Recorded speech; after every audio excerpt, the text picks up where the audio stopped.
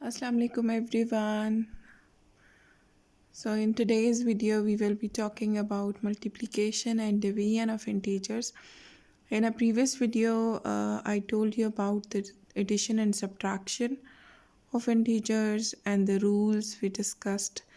We solved some examples. So in today's video we will be solving that how can we multiply or divide integers, what are the rules we need to follow. So just for your reminder, integers are basically numbers with positive or negative signs. So in integers, not only value is important, but also their sign is important. So if I write integer as a set, so basically integer is 0, then there is plus minus 1, plus minus 2, plus minus 3, and so on. So integers are basically both positive and negative numbers along with 0. So here sometimes this comes in the mind of students that why we are not writing sign with 0. So I always tell my students that 0 is a neutral. It's a neutral number. So 0 is a special number in mathematics which is neither negative nor positive. And also 0 is neither even nor odd. So there is a special word in mathematics which is used for this 0, and that is called, it's a neutral number. So that's why we never write a sign with 0.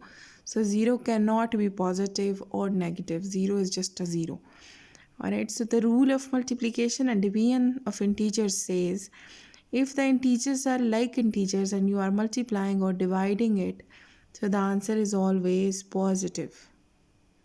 This is the sign we are talking about, and you will perform the operation on the absolute values then. And if the integers are unlike integers, the answer is always negative, and you will definitely be performing the operation on the remaining absolute values. For example, if I write minus 4 multiplied by minus 2. So they are like integers because 4 is also having a minus sign and 2 is also having a negative sign or minus sign. So they are like integers. So answer is always positive. So now I know what will be the sign of the answer of this multiplication. Now I will just multiply the absolute values, which are 4 and 2. So 4 into 2 is 8. So answer is 8. So if you forgot or if you cannot understand what do we mean by absolute value, so I told you in the previous video that absolute value is basically integer without sign. So it's just a number we are talking about.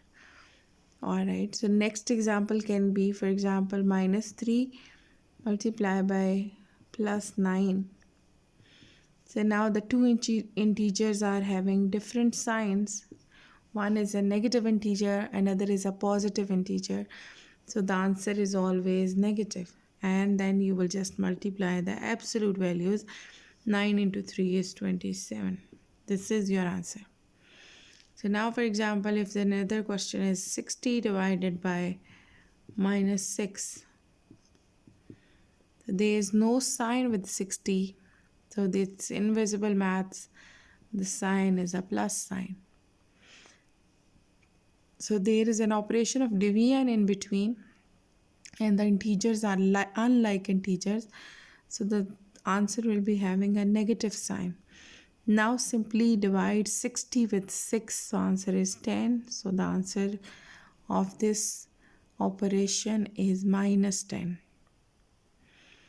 So let's solve one more example. Let's say 35 divided by minus 35 divided by minus 7. So now we see clearly that the minus 35 and minus 7, they are like integers. So the answer is always positive. And if you divide 35 with 7, we get 5. So the answer is plus 5. So that's how you need to remember the operations of integers. So never say that it is minus into minus is a plus or plus into minus is a minus. So please always remember with the explanation I have given you already. So the next topic after this will be PEDMAS, where the mixed operations will be given. So before that, you need to memorize the operations on integers. Operations of integers are also very important when you deal with algebra, because they are always in algebraic expressions the signs we are talking about. So that's all for today, everyone. Take care. Allah Hafiz. See you in the next video.